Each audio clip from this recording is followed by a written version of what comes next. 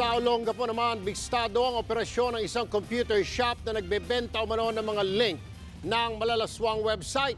Nagpapanggap din daw na babae ang ilang lalaking suspect para makapang-blackmail. Maaksyon si Benji Durango.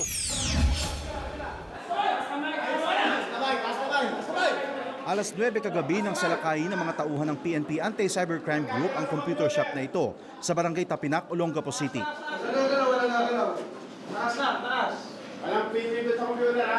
Huli sa akto ang 25 lalaki at isang babae na nagbebenta ng mga link ng pornographic websites at mga hubad na larawan sa halagang 3 hanggang 500 piso. Isa sa nahuli si Totoy, dating delivery boy. Sino ang binibentahan ninyo? Foreigner po. Di ba paano kayo binabayaran? Credit card? Opo. Racket din daw nilang magpanggap na babae at magpaligaw sa mga male dating site.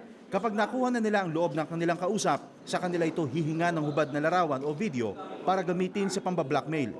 May mga pre-recorded video sila eh. Yung mga chatter nila, nagpapanggap na sila yung nasa nakanyod. Nagpapanggap sila babae.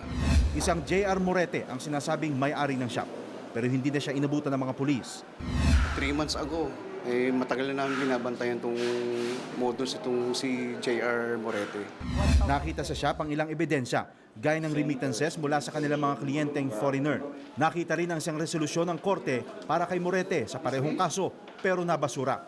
Naniniwala ang PNP na mas malakas ang kanilang kaso ngayon dahil sa naaktuhan nilang operasyon sa computer shop.